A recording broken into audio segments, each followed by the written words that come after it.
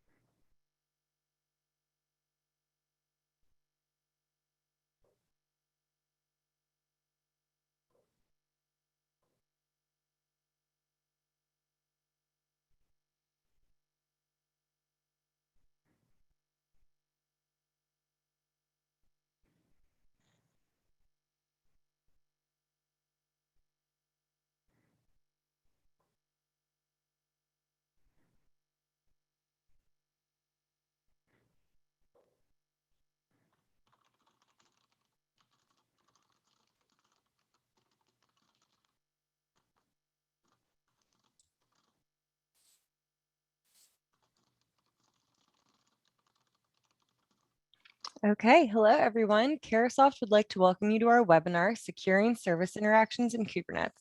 Before we get started, I'd like to go over a few housekeeping items. We hope that you'll ask questions using the Q&A box at the bottom of your screen, and we'll do our best to answer all of your questions at the end of the presentation. If for some reason we don't get to your question today, the SailPoint team here at Carahsoft will follow up with you afterwards. Carahsoft Technology is a trusted government IT solutions provider delivering software and support solutions to federal, state, and local agencies. Carahsoft maintains dedicated teams to support sales and marketing for all of its vendors, including SailPoint. Our contact information will be displayed at the end of the presentation, and a copy of the webinar will be emailed to you. At this time, I'd like to go ahead and introduce our speaker for today, Matt Topper, President and Solutions Catalyst at Uber Ether. Matt, the floor is all yours. Awesome. Thank you. Thank you. All right, let me get my screen sharing working and we'll rock and roll. So today we're talking about one of my favorite new topics with Kubernetes. And Kubernetes itself has a lot of different layers to protect. And sadly, I'm seeing a lot of organizations repeat their history of the past of not setting themselves up for success on how to manage and govern their platforms from day one. So hopefully we can get ahead of it as your organizations are rolling things out and give you some good tips on how to not repeat some bad history. So again, Matt Topper of Uber Ether. We've been developing IAM solutions for over a decade, a lot of DevOps, security automation, and as a lot of people say, shift security right. We also help shift security left. We help a lot of organizations shift their development practices to the right into identity and security services.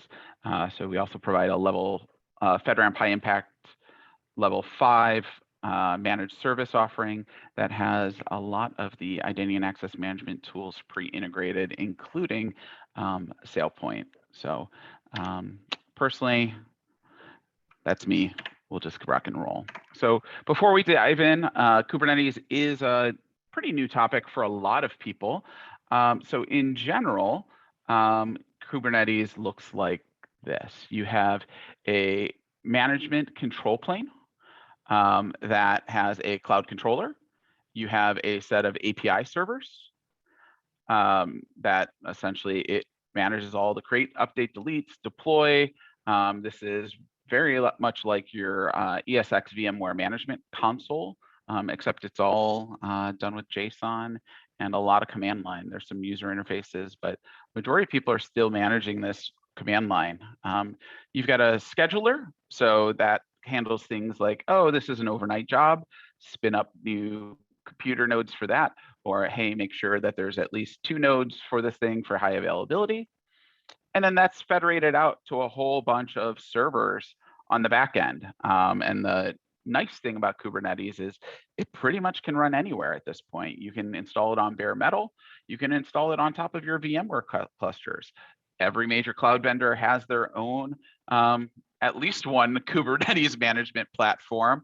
And then they all work together to manage your distributed workloads. So we'll go into a little bit about that. And then you've got etcd that manages kind of all the state of the services within Kubernetes, and as well as all of your keys and secrets. So that's something we'll dive into a little bit today. So the Kubernetes security journey, and I like to walk people through this as kind of the 5 baseline steps to really being successful. So first thing with Kubernetes is, at the end of the day, there's still servers underneath it, whether it's bare metal, a Linux operating system, a Windows operating system, a cloud service, there are still servers, right? And they still have operating systems. So the first thing you should do is lock them down like you would a normal operating system, right? So you've got the bare metal, you've got SSH access to those machines, you've got patching, upgrades, all of those things that we do today, you have to do with your Kubernetes clusters. Yes, sometimes you've got managed services from Amazon or Google or Azure that kind of mask it away from you, but you still have to look at patching and upgrading, and then all the container images as well. So start there is what I tell everybody. And then from there, you have API authentication. So out of the box from back to your core machines, right? Same way you would do on a physical network. In a physical machine, you want to design your firewalls. You want to design your subnet ranges. You want to make sure things are isolated within where these clusters run, because they are the keys to the kingdom, and they are where everything's being executed. So your typical firewalls, network rules, port rules, patches, upgrades, managing privileged accounts on an OS, that all still applies. Don't just say, oh, it's Kubernetes, and don't worry about it, because it does. And that's where majority of the hacks we've seen so far have come from. So with that, make sure all your TLS, mutual TLS where you can between all the pieces. Use your enterprise services, because the built-in TLS doesn't do revocation, especially, well, it just doesn't do revocation. If you need to rotate your keys, you're gonna have to rotate all of them, and it's a pain in the butt. I did it wrong, so learn from my mistakes. And then from an API authentication perspective, so they treat API authentication, whether it's human, service accounts, all the same. And out of the box, there's integrations for static token files, which are essentially JSON CSV files on an operating system that are great when you're developing locally on your machine, but you'd be amazed how many times people take those all the way to production. Obviously, we don't want to manage things in CSV files. We do it too much on the identity governance side already. So if we have a new world we're trying to integrate with, try and fix that from the beginning. They also have X509 certs out of the box, but as I said, that's an internally managed set key store that has no revocation capabilities. So if you can, delegate that out. And then they also have service account tokens. So this is one of the interesting integration points, right? So you have your Kubernetes pods that get deployed, you have your services that get deployed.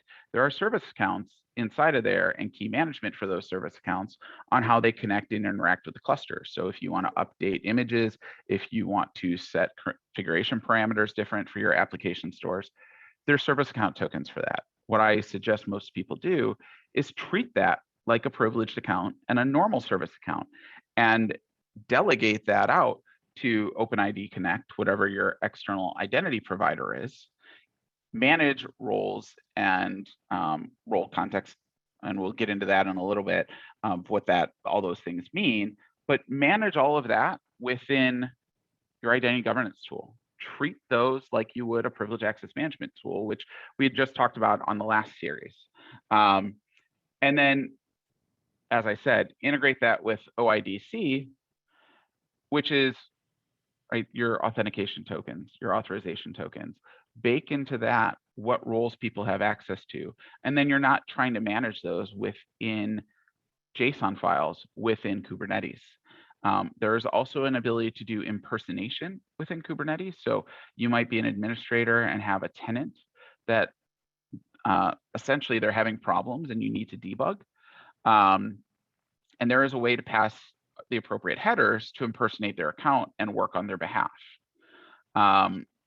That impersonation is, as I said, handled through headers.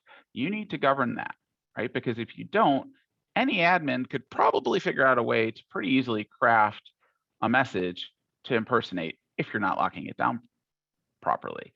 And that's probably or I know it's a very easy thing to build in SailPoint, that you can have an administrator say, I'd like to work on your behalf for this role. And then the person temporarily grant that for them, right? We do have timeout or temperance capabilities within SailPoint that we can say, yeah, I want to give that to you, but only for the next 2 hours or the next 2 days or the next 2 weeks, right? If somebody's going on vacation and asking someone to cover them during that time. But that gives us also an ability to audit the people of, hey, it's this person authenticating doing on behalf of this other person. But again, that's all audited, managed, governed inside of a single tool inside of SailPoint. It's really not that hard to build and integrate. So take a look early. And then the next step, once we really get that external authentication handled, is the API authorization side. And this is where I see a lot of integration with SailPoint happening. So inside of Kubernetes, there previously was an ABAC model that's been deprecated. So an attribute-based access control deprecated since 1.6, since that proved to have a lot of collision problems in permissioning and people were getting over permission too quickly. So within Kubernetes, there is a API that can be called that gets all of the defined roles. You can also define roles and entitlements and permissions through that same API. That API can be governed through SailPoint. So now you can say, hey, these people have access to these namespaces. These people have access to these applications. If you have a CMDB system for some of our customers, as organizations are moving to the cloud, moving into Kubernetes environments, they're actually defining a series of half a dozen roles that every application owner has. So they have a CMDB, we have the applications, we have the owners. They come in and request access to the Kubernetes environment. It automatically generates the code to give them the service accounts to connect to that environment and gives them a way to unlock those service accounts and the tokens through CyberArk or whatever their PAM tools are. There's actually a really nice key secret management capability within Kubernetes that lets you externalize those pieces. And then automatically set up their roles. So, hey, these are front-end administrators, back-end administrators. These are people that can change the deployment Helm charts. These are people that can actually basically put things in the pipeline and change the containers. But that all gets set up from one central spot, the same way, every way, as default. So now they're governing all of their Kubernetes tenants the same way from day one. And SailPoint will actually call over to the Kubernetes APIs to generate all of that information on standup and then govern the changes over time. Without that, everything in Kubernetes is managed with JSON files. So at the end of the day, none of us want to be hand editing, hand jamming JSON files. That is asking to be a security nightmare. And again, right, those JSON files can be manipulated through APIs, can be manipulated directly through the operating system, don't necessarily have change logs built into them. So if somebody comes back and says what was given at what time, that's not really all built in on day one. So externalizing that into your identity governance system is probably, it's definitely your best route. And then as we've shown in the past with our the CI/CD pipelines that can be built into SailPoint. We do have that history of who has access to what, as well as what policies and what approvals enabled them to have that centrally. So within the API authorization, as I said, you've got RBAC capabilities. There's two different types of capabilities. So one are roles that are defined at a namespace level. So at a namespace, you can think of as the container for all of the, normally it's with, you define an application, you give it a namespace, and then all of the services, whether that's your front end web servers, your microservices, your backend data sources, are all part of that namespace. And that's how a lot of organizations will isolate their different application workloads and give us some of the zero trust benefits that, if designed well, Kubernetes can provide. So you can define a namespace and then allow those application owners to define roles and permissions within that namespace against their application. You also have cluster roles. So cluster roles are, as they state, roles that go across the cluster. So those are really the things you want to use sparingly and only give to your admins. And that doesn't mean take the default cluster admin role and just give people a workflow to request and approve on it. That means actually cutting those down, right? Just like we don't want to give people domain admin on Active Directory or root on our Linux boxes. That cluster admin role is kind of the God role. And we want to cut down the permissions within SailPoint and the entitlements within SailPoint to define the roles that is the minimum of what they need to really manage those clusters. And then just like a LDAP directory group or an LDAP role, users, groups, and service accounts can be bound to normal roles or cluster roles. So that exactly is the identity governance workflows that we are all used to using in SailPoint today. And that's the appropriate place to continue to manage and maintain it, not locally. The last two pieces on here, securing etcd. So etcd is your key value store that manages all of your cluster state, all of your secret state.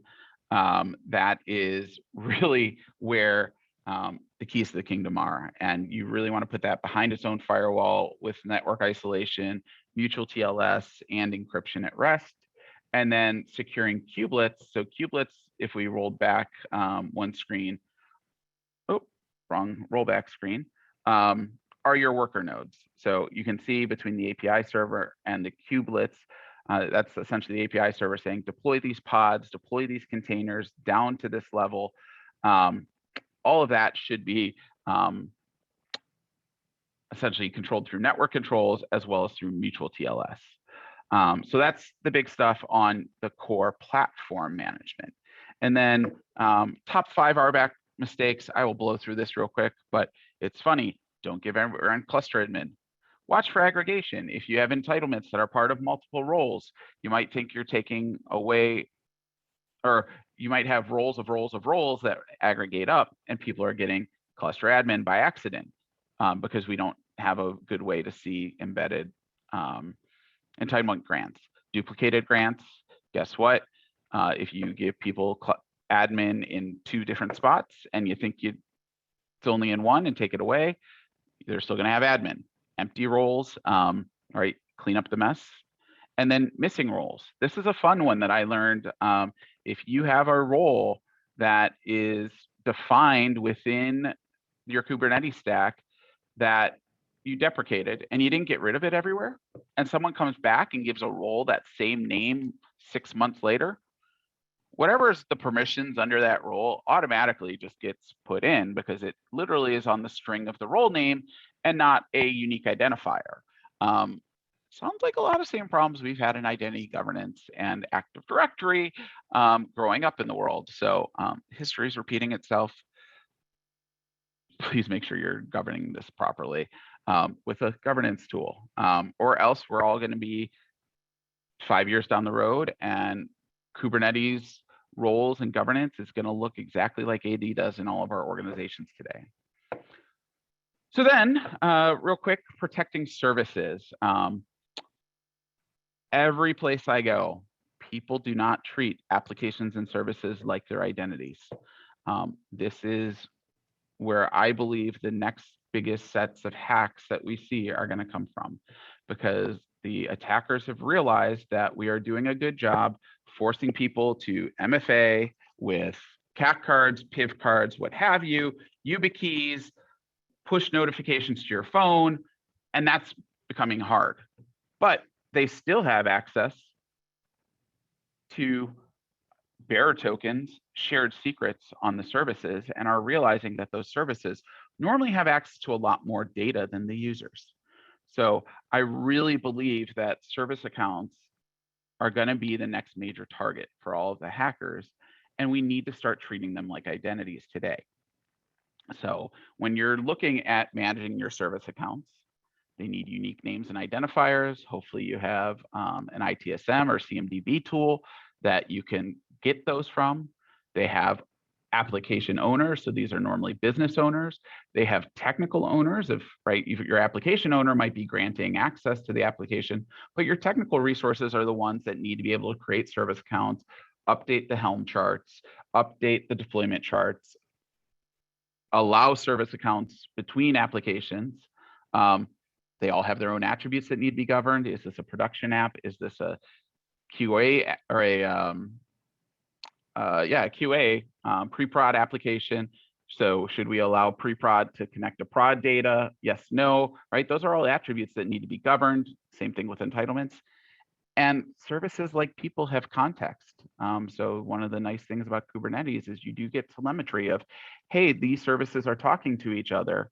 Hey, that service just tried to call this other service for the first time. Maybe that's okay. Probably not a great idea, because we should have some kind of entitlement that allows services to talk to each other, but it might also be a lateral movement attack. So we do need to, just like humans, we're building in context of, hey, where are you logging in from? Where are you coming from? Are you using a Mac? Are you using a PC? Are you using an Android? Are you using iOS historically? Services have the same type of contextual history. So as you're designing this out, think about that. And then within Kubernetes itself, we have an Ingress server. So that's kind of like your HTTP endpoint that says myapplication.com. And then you have services that are defined. So that might be /admin/myapp/API. And then that front ends to a whole bunch of pods that run on those nodes that we showed earlier. And that's how opportunity or applications are deployed. So you've got policies and roles at the Ingress level, you've got policies and roles at the service level, and then also at the pod level. So you've got a lot of different places that things can be governed and managed. They too have 4 different models for managing access across them. They still have an ABAC model, which for service-to-service interaction, a lot of times can be the right solution. So allow prod apps to connect to prod apps. Right? That's an easy attribute to come out of your ITSM solution. You have an RBAC model for roles, like you might have an API, but only certain interfaces on that API may be allowed to be called. You have node-to-node authorization rules.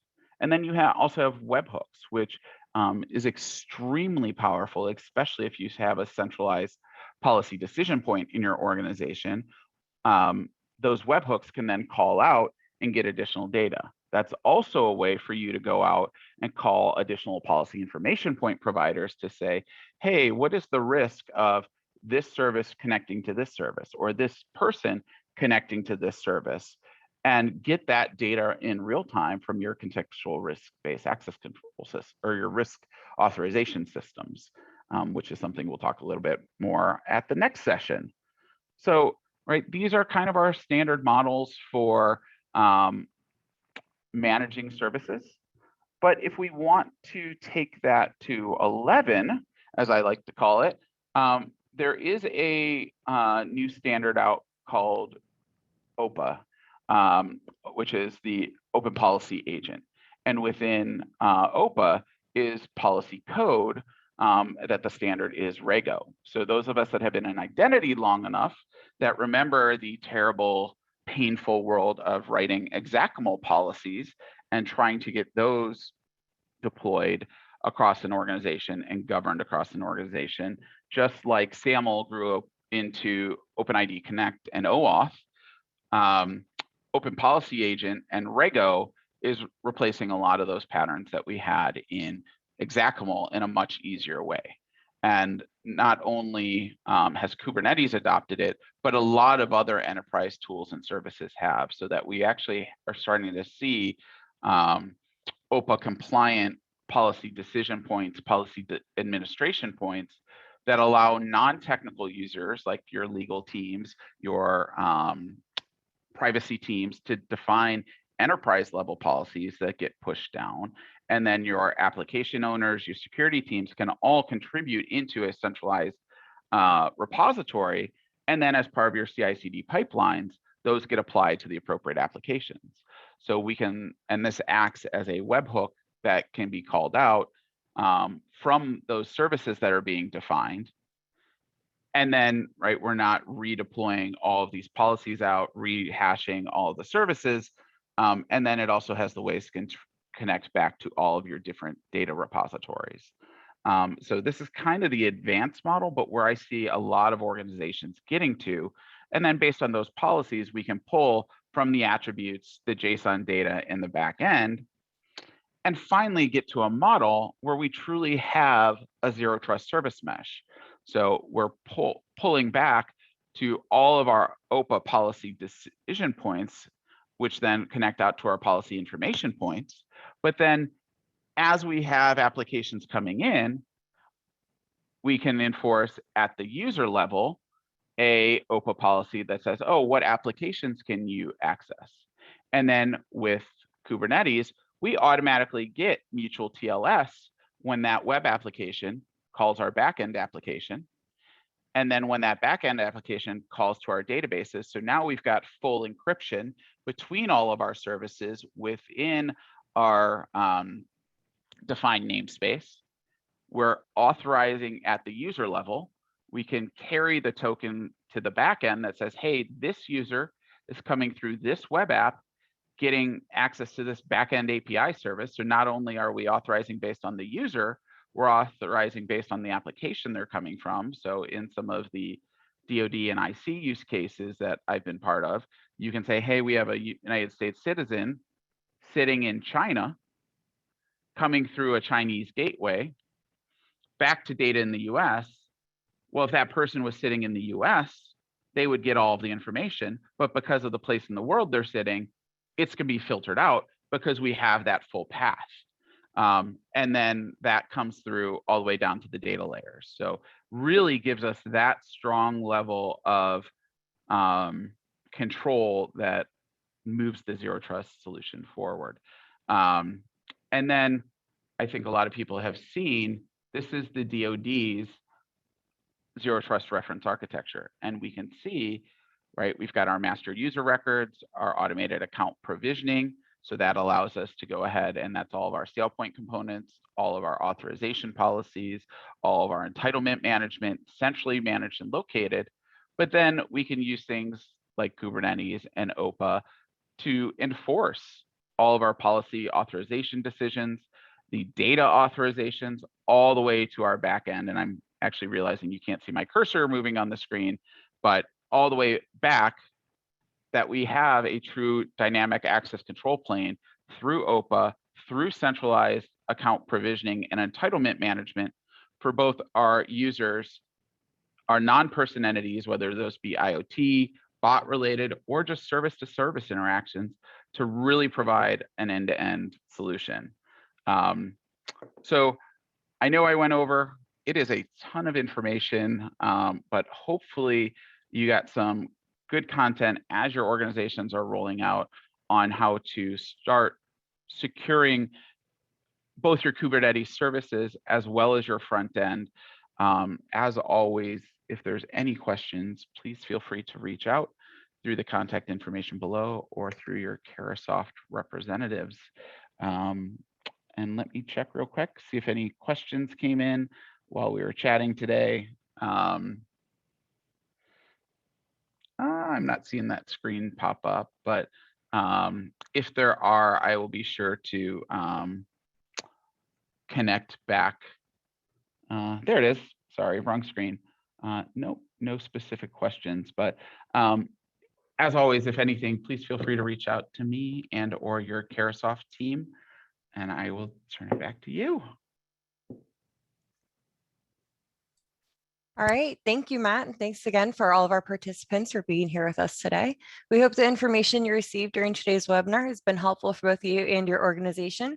As a reminder, everyone will receive a recording of this presentation and a follow-up email. If you have any further questions, please don't hesitate to call or email any of us. Thank you all and have a great rest of your day. Take care.